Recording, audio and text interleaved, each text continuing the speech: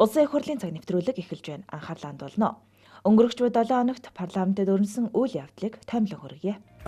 Цаашдаа бол ер нь энэ цагаан эдээний үйлдвэрлэлийг, сүү үйлдвэрлэлийг бол төр засгаас бол дэмжих ёстой гэж үзэж байгаа. Эрэгтэй 60, эмэгтэй 55 наснда тэтгэвртэй гарах боломж нь бол нэгдэж өгч байгаа. Одоо орчныг бохирдлыг бууруулах үндэсний хороо Монгол улсын ерөнхийсэд Монгол улсын засгийн газар одоо ажиллаа хийх ёстой гэж.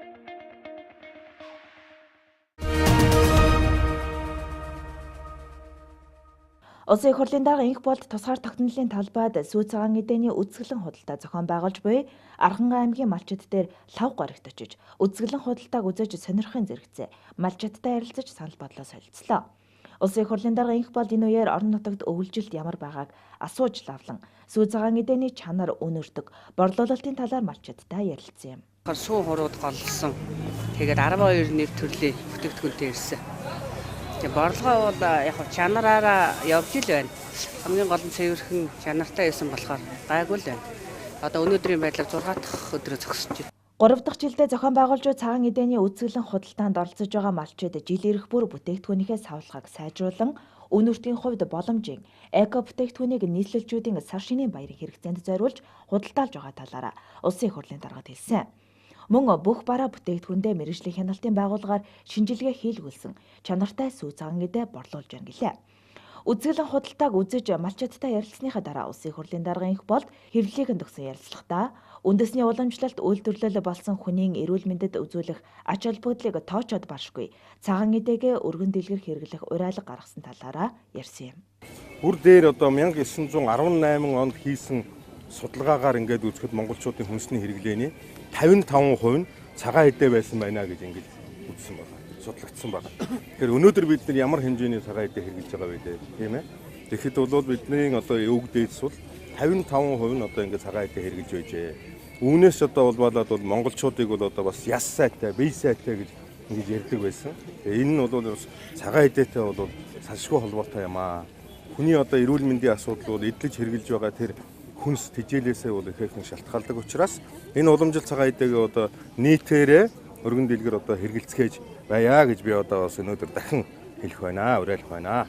Улсын Их Хурлын дарга инх болд сүүн Монгол улсын хуулиар стратегийн бүтээгдэхүүн учраас үйлдвэрлэл хэрэглээг нэмэгдүүлэх чиглэлээр засгийн газрын мөрийн хөтөлбөрт тусгасан ажлыг бодиттой хэрэгжүүлэх тодорхой арга хэмжээг цаашид тогтмол зохион байгуулах талаараа хэллээ.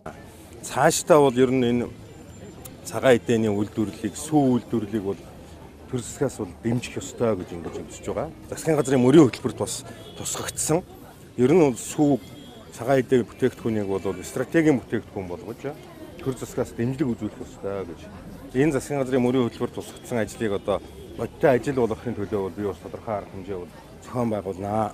Ирэх одоо 19 оноос эхлээд бас энэ сүүний одоо хэрэглээг нэмэгдүүлэх, сүүний үйлдвэрлэлийг дэмжих ийм бодлогыг бол явуулах ёстой гэж ингэж үзэж байгаа. Ингэжээж бид нар бол хэрэглээгээ одоо нэмэгдүүлэх, энэ бас нэг төрлийн одоо үндэсний үйлдвэрлэлээ нэмэгдүүлэх, гадаадын импортыг одоо бас тодорхой хэмжээнд одоо бас хязгаарлах ийм боломж олцоог одоо бүрдүүлэх юм аа гэж. Үзэсгэлэн худалдааг сонирхох үеэрээ Улсын Их Хурлын дарга инх болд сар шинийн баярын цагаан эдээгээ худалдаа авсан юм.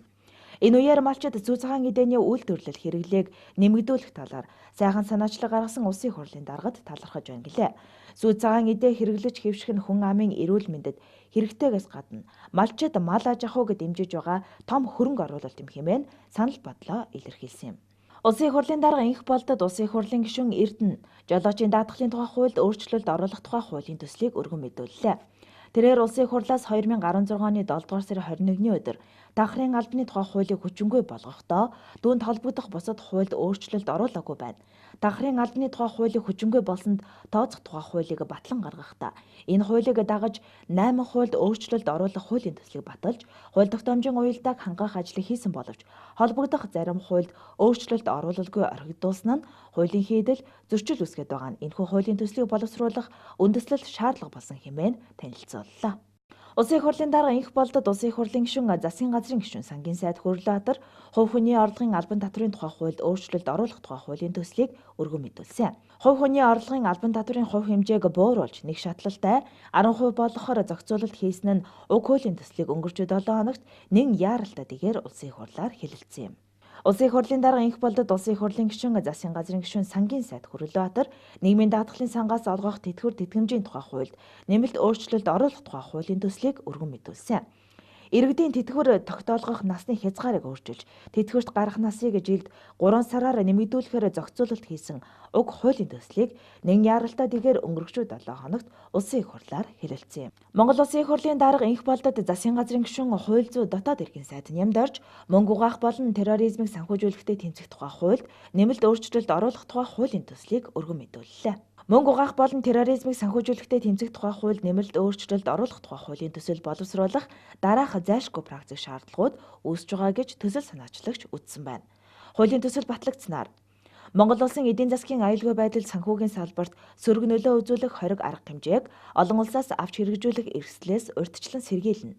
Мөнгө угаах терроризмыг санхүүжүүлэх, үе олноор хөнөөх зэвсэг дэлгэрүүлэхийг санхүүжүүлэх гэмт хэрэг зөрчилтэй тэмцэх хариуцлагын тогтолцоо сайжирна. Хуулийн хэрэгжилт сайжирч холбогдох байгууллагын хамтын ажиллагаа бэхжин, үйл ажиллагааны чадах дээшлэх зэрэг эерэг үр дүн гарах бөгөөд хуулийг хэрэгжүүлэхтэй холбоотойгоор улсын төсөвт ачаалал үүсэхгүй юм байна.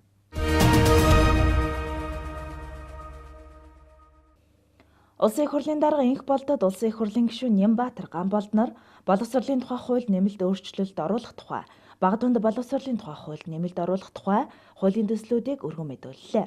Сум дүүргийн засаг дарга өөрийн нутаг дэвсгэр дээр үйл ажиллагаа явуулдаг төрийн болон орон нутгийн өмчийн эрхий боловсролын сургууль, хүүхдийн цэцэрлэгийн удирдлагыг томилж чөлөөлдөг байхаар боловсролын тухай хуульд нэмэлт өөрчлөлт оруулах хуулийн төслийг боловсруулсан байна.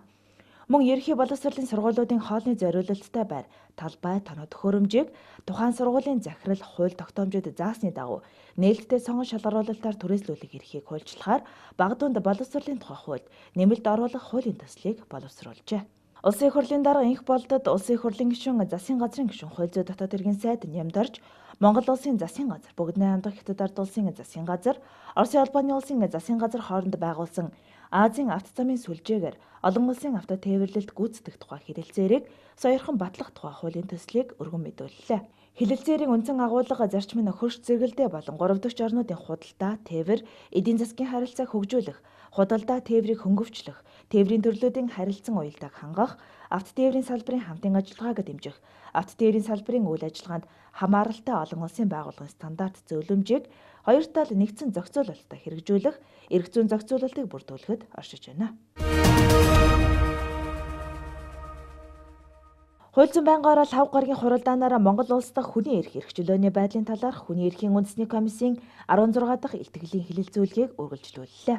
Эрүүгийн хуулиас энэ бэлгийн хүчирхийллийг хаснаас хойш гэмт хэргийн гаралт ихссэн юм уу, багассан юм уу? Энэ нь одоо зөрчлийн хуулиар одоо шийдэгдээд явах тийм үр дүн байгаа мүү? Одоо яг энэ эрүүгийн хууль зөрчлийн хуулийн дээр бол энэ асуудал ерөөсөй зохицуулагдаагүй. За манай хуулийнхан болохоор хүчингийн гэмт хэрэг дээр зохицуулсан гэж яриад байгаа. Гэтэл үнэхээр бие махбодын бэлгийн дарамт тушруулсан бол тэр нь хүчингээрээ шийдэгдэх юм байгаа. Сэтгэл санааны дарамт тушруулсан бол энэ шийдэгдэх ямар ч одоо хуулийн залт байхгүй байгаа. Жижиг дунд үйлдвэрлэлд эрхэлж байгаа хүмүүс ч одоо нэг айхтар ялгуурлан гадуурхаад албадан хөдөлмөр эхлүүлээд байдаг гэхлээр би болж явах хэрэгэлцэл байна л да. Ялгуурлан гадуурхалт гэдэг бол олон улсын гэрээний байнц Монгол улсын хууль тогтоомжоор ерөнхийдөө тодорхой болчихсон асуудал.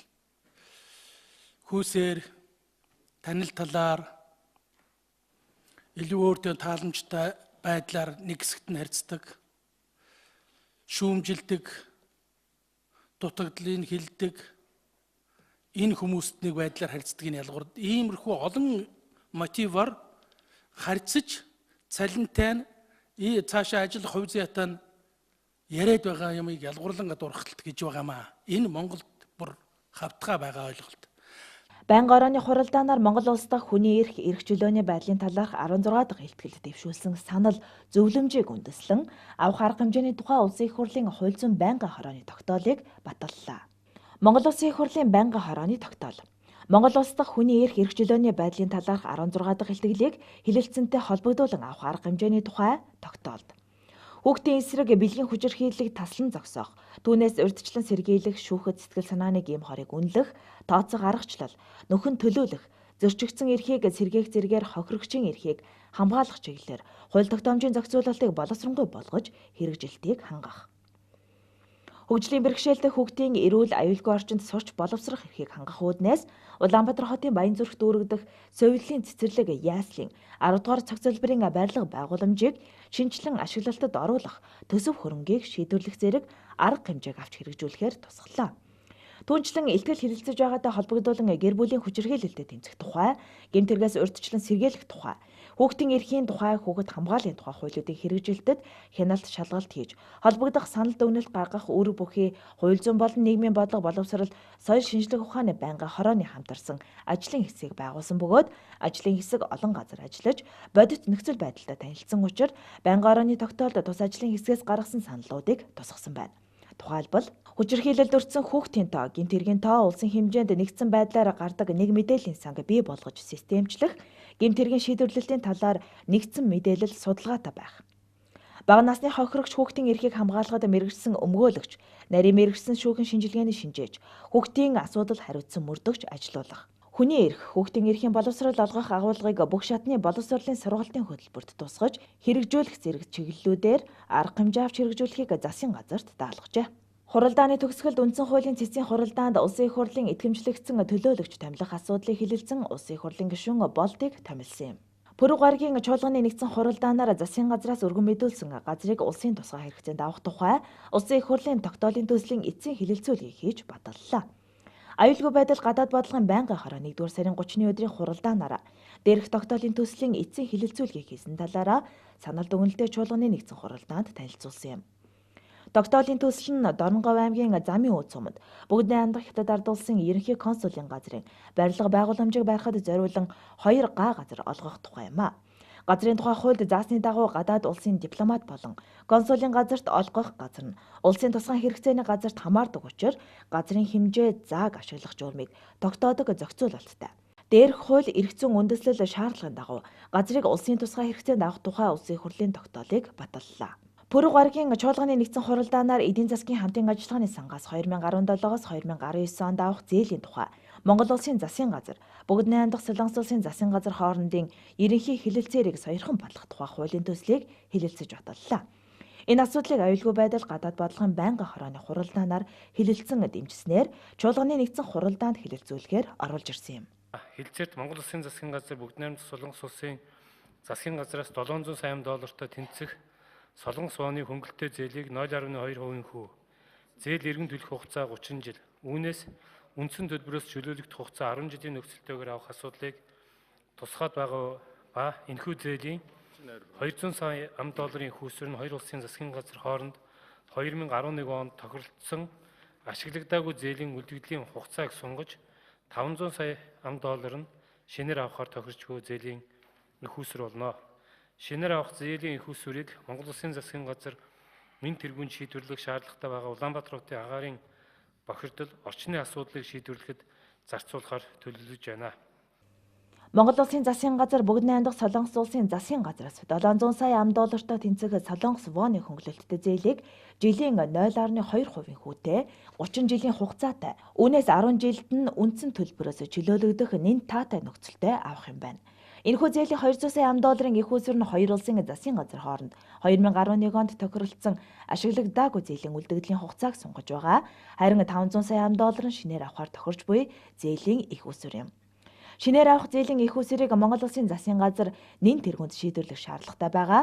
Улаанбаатар хотын агаарын бохирдол орчны асуудлыг шийдвэрлэхэд зарцуулах бодлого баримталж байна. Энэ $500 сая за өмнөх ашиглагдаагүй $200 сая ингээд нийтдээ $700 сая маш хөнгөлөлтөө нөхцлөөр орж ирж байгаагаа цаг хугацаанд нь үр өгөөжтэй яг энэ дэвшүүлсэн зорилтуудаа хангах ялангуяа нийгмийн бухимдал энэ хүлээлт үүсэж байгаа энэ асуудлууд дээр ашиглахаар бэлтгэл судалгаа ажил нь хийгдсэн байгаа вэ? Ямар хугацаатайгаар энэ зээлийг ашиглах одоо хэрэгжүүлэхээр бодод төлөвлөсөн зүйл байгаа юу? $500 сая юунд зарцуулах вэ гэхээр энэ дээрээс анх явахдаа Улаанбаатар хотын утаа бууруулах чиглэгдсэн арга хэмжээнүүдийг санхүүжүүлэхэд энэ $500 сая зээлийг авч зарцуулна гэж шийдвэр гарсан.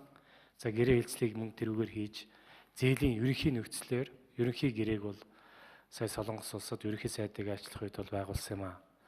Энэ гаднаас авсан одоо бид бол арилжааны гэд нэрлэгддэг тэр Чингис самурай дэм саам гэдэг ингээд явна тийм ээ. Богино хугацаатай өндөр хүүтэй. Энэ зээл бондын одоо хүүд жилдээ хэдэн сая одоо доллар төлж байгаа юм бэ гэж.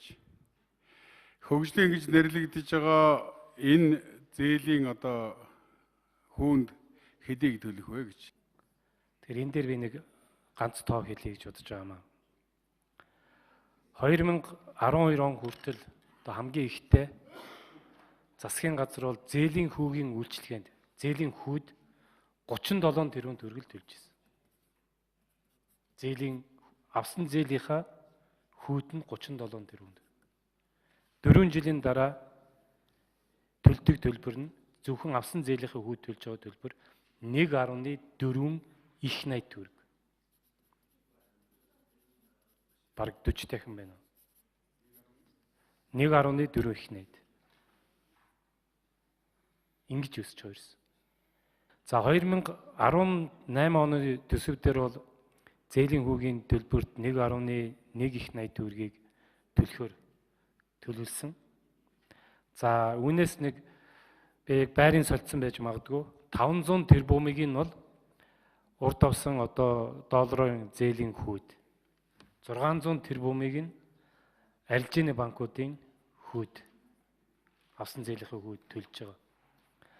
За сангийн хаамны зүгээс энэ 1.1-ийг одоо зээлийн хүүд төлж байгаа 1.1 их 80 төгрөгийн энэ дарамтыг бууруулах зорилгоор өндөр хүүтэй зээлүүдийг одоо гэрээ хэлцэлгээж хүүгийг буулгах, буцааж худалдаж авах зэрэг ийм засгийн газрын санхүү мөнгөн хөрөнгөний удирдлагын янз бүрийн арга хэрэгслүүдийг бол авч хэрэгжилж байгаа. Тэгэхээр цаашдаа тогтвор тоогоор энэ хүүгийн зардлыг бол нэлээд эрс хэмжээгээр богино хугацаанд буулгах ийм чиг барьж ажиллаж байгаа.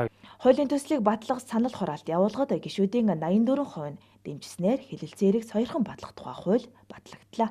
Хувь хүний орлогын албан татврын тухай хуульд өөрчлөлт оруулах тухай хуулийг парламентаар хэлэлцэж баталлаа.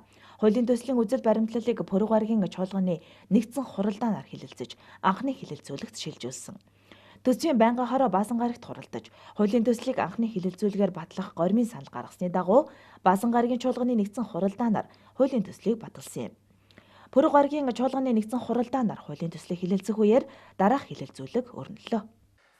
Өмнөх засгийн газар бол маш эдийн засгийн хүнд нөхцөл байдалд олон улсын валютын сантаа гэрээ хэлцлээ хийсэн. Тэнд байсан маш олон муу нөхцлүүд дундаас арай л дөрвөн гэсэн ийм нөхцлүүдээр бол гэрээ хийж чадсан гэж боддог.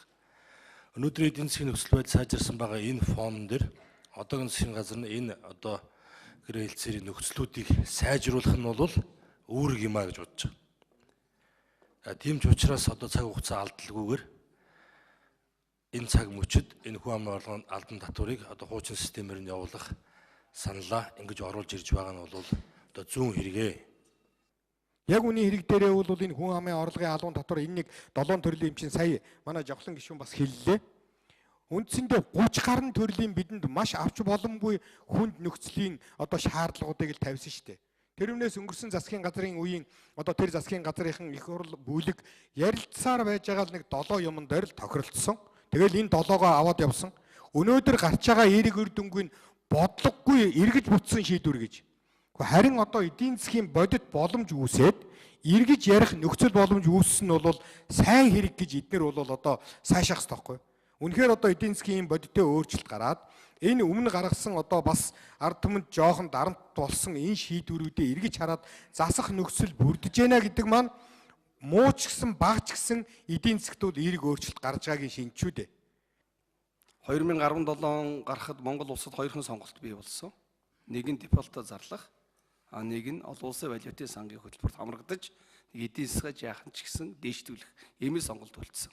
Нөхцөл байдал тийм байсан. Тийм учраас олон улсын валютын сангийн хөтөлбөрт хамрагдахын тулд энэ 7 төрлийн татварыг нэмэхээс өөр арга тухайн үеийнхэн нөхцөл байдал байгаагүй юм аа. Тэр байтугай цалинг бууруулах, өшөө олон татваруудыг нэмэгдүүлэх ийм нөхцлүүд бол байсан. Хуулийн төсөл батлагдсанаар 2018 оны эхний өдрөөс хувь хүний орлогын албан татварыг 4 шатлалтай 20-25% болгосон нь хүчингүй болж, цалин хөдөлмөрийн хөлс шагнал урамшуулал болон тэдгээртэй адилтгах хөдөлмөр эрхлэлтийн орлогод ногдуулах татварын хэмжээ 1 шатлалтай буюу 10% болж байна. Хувь хүний орлогын албан татварын тухай хуульд өөрчлөлт оруулах тухай хууль энэхүү батлагдсанаар шууд хэрэгжиж байгаа юм а. Монгол Улсын засгийн газар Азийн хөгжлийн банк хооронд байгуулсан санхүүжилтийн ерхий хөтөлбөрийг сойрхон батлах тухай хуулийн төслийг Баасан гарагийн чуулганы нэгдсэн хуралдаанаар баталлаа. Азийн хөгжлийн банкнаас Монгол улсад 2017-оос 2018 онд нийт 468 сая $ыг хойрлоод байна. Монгол улсад хойрсон энэхүү зээлийн санхүүжилтийн 130 сая $-ын хөөсрөөр олон улсын валютын сантаа хамтран хэрэгжүүлэх төсвийг бодлогыг дэмжих зорилттой 2 шаттай төсвийн дэмжлэгийн хөтөлбөр болох Улаанбаатар хотын агаарын чанарыг сайжруулах хөтөлбөрийг хэрэгжүүлэхээр тохирсон. Монгол улсад хуваарлагдсан зээлийн санхүүжилтээр нийтдээ 9 төсөл хөтөлбөр хэрэгжүүлэх юм. Тухайлбал уг зээлийн санхүүжилтээр хэрэгжүүлэх эдийн засгийн хүндрэлийн үед боловсролын чанар, хүртээмжийг сайжруулах төслийн хүрээнд нийслэл болон хөдөө орон нутагт 24 сургууль, хүүхдийн 16 цэцэрлэгийн барилгыг өргөдгөх, шинээр 2 сургууль, 8 цэцэрлэгийн барилга барьж, 3 ээлжир хичээллэж байгаа сургуулийн тоог бууруулах арга хэмжээг хэрэгжүүлэх юм байна. Мөн хэд хэдэн аймагт нарны, салхины болон нар салхины хоцолсон станц барих, гүний халаалтын систем суйрлуулах замаар сэргээгдэх эрчим хүчийг нэмэгдүүлэхэд зарцуулахаар төсөвлөжээ. Хэлэлцэж асуудалтай холбогдуулан Улсын Их хурлын гишүүд асуулт асууж байр сууриа илэрхийлсэний дараа хуулийн төслийг батлах асуудлаар санал хураалт явуулахад гишүүдийн олонх дэмжлээ. Нийгмийн даатгалын сангаас олгох тэтгэвэр тэтгэмжийн тухай хууль нэмэлт өөрчлөлт оруулах тухай хуулийн төслийг Баасан гарагийн чуулганы нэгдсэн хуралдаанаар баталлаа. Нийгмийн бодлого боловсрол соёл шинжлэх ухааны байнгын хороо Баасан гарагт хуралдан хуулийн төслийг анхны хэлэлцүүлгээр батлах гормын санал гаргасны дагуу Баасан гарагийн чуулганы нэгдсэн хуралдаанаар хуулийн төслийг баталсан юм. Дундаж наслалтын хэмжээ бол бас 67.5 байдаг. Тэгэхээр энэ тэтгэврийн насыг нэмэгдүүлж байгаа нь бол зарим хүмүүсүүдэд бол энэ дээр боломжгүй маа гэж үтсэн. Зарим одоо хүмүүсүүд бол өөрийнхөө тэтгэврийн насд нь хүрсэн ч гэсэн цаашаа ажиллаж сонирхолтой байдаг.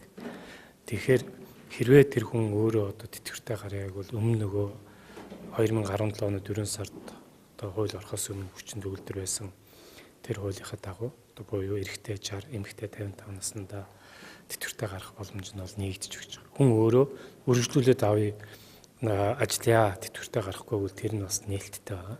Өндөр насны тэтгэврийг өөрийн хүсэлтээр эрэгтэй 60 нас, эмэгтэй 55 наснда тогтоолгох даатгуулагчийн тэтгэврийн даатгалын шимтгэл төлсөн байвал зохих доод хугацааг 2038 он хүртэл жил бүр 3 сараар нэмэгдүүлнэ. Тэтгэвэр тогтоолгох хөдөлмөрийн хөлсийг даатгуулагч тэтгэврийн даатгалын шимтгэл төлсөн сүүлийн 20 жилийн доторх аль дуртай дараалсан 5 жилд төлсөн шимтгэлээс тооцож гаргасан хөдөлмөрийн хөлс түүнтэй адилтгах орлогоос тооцдог нь даатгуулагчдыг тэтгэврт гарах насанд ойртох үедээ 5 жил дараалан шимтгэлээ өндрөөр төлж бусад жилүүдийн цалинг хөдөлмөрийн хөлсийн доод хэмжээгээр тооцон төлөхөд хүргэж байгаа нь тэтгэврийн сангийн орлого багасж тэтгэврийн зардал улмаар сангийн алдагдал нэмэгдэхэд нөлөөлж байгаа учраас энэхүү дараалсан 5 жилийн хугацааг аажмаар буюу 2019 онд 1 жилээр 2020 онд 1 жилээр нэмж цаашид 7 жил болгохоор зохицуулжээ. Даатгуулагчийн өндөр насны тэтгэвэр тогтооход баримтлах хөдөлмөрийн хөлс түүнтэй адилгах орлогын дараалсан хугацаа 2019 онд 6 жил, 2020 онд 7 жил, өндөр насны тэтгэвэр тогтооход баримтлах хөдөлмөрийн хөлс түүнтэй адилгах орлогын нийлбэрийн хуваагдах сарын тоо 2019 онд 72 сар, 2020 онд 84 сар байна. Эрэгтэй даатгуулагчийн өндөр насны тэтгэвэр тогтоолгох нас 1957 ба түүнээс өмнө 60 нас, 1977 ба түүнээс хойш 65 нас. Эмэгтэй даатгуулагчийн өндөр насны тэтгэвэр тогтоолгох нас 1962 ба түүнээс өмнө 55 нас, 2002 ба түүнээс хойш 65 нас байх юм. Пүрэв гарагийн чуулганы нэгдсэн хуралдаанаар банкн дахь мөнгөн хадгаламжийн даатгалын тухай хууль нэмэлт өөрчлөлт оруулах тухай хуулийн төсөл болон хамт өргөн мэдүүлсэн бусад хуулийн төслийн анхны хэлэлцүүлгийг хийлээ. Эдийн засгийн байнгын хороогоор хуулийн төслийн анхны хэлэлцүүлгийг хийснээр чуулганы нэгдсэн хуралдаанд хэлэлцүүлэхээр оруулж ирсэн юм. Хуулийн төслийг энэхүү хэлэлцээд байнгын хорооноос бэлтгэн ирүүлсэн зарчмын зөрүүтэй саналын томьёолуудаар нэг бүрчлэн санал хураалт явуулснаар эцсийн хэлэлцүүлэгт бэлтгүүлэхээр эдийн засгийн байнгын хороонд шилжүүллээ. Баасан гарагийн чуулганы нэгдсэн хуралдаанд Монгол улсын эрхээсэд хөрөлсөх малаа жахуун салбарын хөгжлийн талаар төрөөс баримтлах бодлогын хэрэгжилтийн талаар мэдээлэл хийлээ. Төрөөс хүнс хөдөө аж ахуйн талаар баримтлах бодлогод малаа жахуун салбарын үйлдвэрлэлийг хөгжүүлэх, түүхийн эд бүтээгдэхүүнийг бэлтгэн нийлүүлэлтийн тогтолцоог бүрдүүлэх, сайжруулах чиглэлээр 17 зорилт, хүний нөөцийг чадахжуулах чиглэлээр 6 зорилтыг хэрэгжүүлэхээр заасан бөгөөд төрөөс хүнс хөдөө аж ахуйн талаар баримтлах бодлогыг хэрэгжүүлснээр өнөөгийн байдлаар зарим нааштай үр дүнд хүрээд байна хэмээн ерхий сайд хүрэлцэх танилцууллаа. Ерхий сайдын мэдээлэлтэй холбогдуулан Улсын их хурал дахь ардчилсан намын бүлгийн санал дүгнэлтийг Улсын их хурлын гишүүн Батцаандан танилцуулсны дараа Улсын их хурлын гишүүн Батцаандан Эрдэнэбат нар асуулт асууж байр сууриа илэрхийллээ. Улсын их хурлын дарга инх болны захирамжаар байгуулагдсан агаарын бохирдлыг бууруулах чиглэлээр ажиллах ажлын хэсгээс өнгөрсөн хугацаанд хийсэн ажлын талаар мэдээлэл өгч хэвлэлийн баг гурал хийлээ. За ингээд өнгөрсөн хугацаанд бол 2 хуулийн төсөл оруулж ирж Улсын их хурлаар баталсан байгаа. За энэ нь болохоор одоо агаарын бохирдлыг бууруулахтай холбоотой агаарын бохирдлын тухай хуульд өөрчлөлт оруулах. За гайлын нөөтийн одоо чөлөөс энэ 2 хуулийг одоо Улсын их хурлаар батлуулсан. Үндсэндээ бол манай ажлын хэсэг Улсын их хурлын нэг тогтоол 2 хуулийн төсөл ингээд батлуулаад ингээд байж байна. Ажлын хэсгийн гишүүд өнгөрсөн хугацаанд Улаанбаатар хотын дүүргүүдэд утаа агаарын бохирлыг бууруулах чиглэлээр шинээр нэвтэрсэн туршлага технологиудыг үзэж ажилласан. Энэ талаар 3 ажлын хэсэг нийслэлийн агаарын бохирдол хамгийн ихтэй 6 дүүрэгт одоо нэлээд шахуу бас ажилласан. Маш олон аж ахуйн нэг албан байгууллагуудын үйл ажиллагаатай танилцсан. Агаар орчны бохирдлыг бууруулж байгаа шин техник технологиудтай танилцсан байгаа. Айл өрхүүдээр орж одоо агаарын бохирдлыг одоо утаагаа багасгасан шинээр одоо халаалтынхаа технологиг шийдсэн айл өрхүүдийн одоо бас өрхүүдээр орж танилцсан байгаа. Хэвлэлийн баг гурлын үеэр Улаанбаатар хотын дүүргүүдэд ажилласан Улсын их хурлын гишүүд үг хэлж байр сууриа илэрхийллээ. Тэгэхээр энэ бол урд нь гарсан янз янзын хөтөлбөр, тушаа шийдвэрүүд, захирамж тогтоолууд энэ болгоныг бас бодит дүрдэн болгохын тулд ажлыг маш тодорхой төлөвлөж, маш тодорхой зорилт тавьж оруулж ирэхээр засгийн газарт ингэж зөвлөмж хөрвүүлж байгаа энэ зүйлийг бас онцолж хэлхийг хүсэж байна. Одоо Улсын их хурлын ажлын хэсэг бол бодлогыг гаргаад өглөө, хуулийг батлаад өглөө, чиглэл зөвлөмжүүдийг өгчлөө. Одоо бид нар эднэрийг тэр ямар нүүрсийг хаанаас авчрах уу, ямар технологи хэрэглэх үү, ямар их үүсвэрээр хангах уу, энэ болгон бол одоо орчныг бохирдлыг бууруулах үндэсний хороо Монгол улсын ерөнхийсэд Монгол улсын засгийн газар одоо ажиллаа хийх ёстой гэж. Альва нэг шатанд нь тодорхой хэмжээнд ажил төлөвлөлөөд хөрөнгө санхүү төлөвлөхөд аль нэг шатанд нь нэг төгрөгийн хувийн эрх шиг сонирхлыг оруулж болохгүй. Ажлын хэсэг яваад ажиллаад ирэхлээр маш олон саналууд гарч ийн. Зуухны, нүүрсний, халаагаа урын гэх мэтэр шинэ хот суурьшлийн бүсийн асуудал гэдэг. Энэ болгон дээр хэн нэгэн хүний хувийн эрх шиг сонирхол байж болохгүй гэдэг дээр бол хатуу байр суурьтай байгаа. Ажлын хэсгээс агаарын бохирлыг бууруулах чиглэлээр 16 асуудлыг тусгасан санал зөвлөмж гаргаж арга хэмжээ авч ажиллахыг засгийн газарт даалгах нь зүйтэй гэж үзжээ. Тухайлбал уг санал зөвлөмжөд айл өрхийн шөнийн тарифын хөнгөлөлт нь цахилгаан халаалтын хэрэглээнд хүрэлцэхгүй байгааг анхаарч шөнийн тарифын хэмжээг нэмэгдүүлэх шийдвэрээ эргэн харах. 100% цахилгаанаар гэр байшингаа хаалгаж 100% буулгасан айл өрхүүдийг дүүргийн тодорхойлолтоор 24 цагийн цахилгааны хөнгөлөлтөд хамруулах. Дүүргүүдэд байгаа нам даралтын зуух, галлгаар халаадаг хороод албан байгууллага аж ахуйн нэгжүүдийг төвийн шугамд холбох. Гэр орооллын дахин төлөвлөлт шин суурьшлийн бүс орон сууцжуулах асуудлыг шийдвэрлэх, шин суурьшлийн бүс байгуулах асуудлыг хөд орон нутгийг дэмжих, хөгжүүлэх бодлоготой уялдуулах асуудлыг тусгажээ. Хэвлэлийн баг хурлын төгсгөлд ажлын хэсгийн гишүүд сэтгүүлчдийн сонирхсан асуултад хариулт өглөө.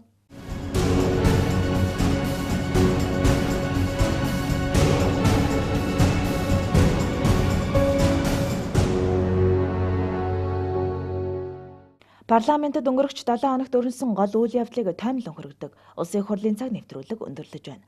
Анхаарлаа хандуулан үзсэн үзэгч танд баярлалаа.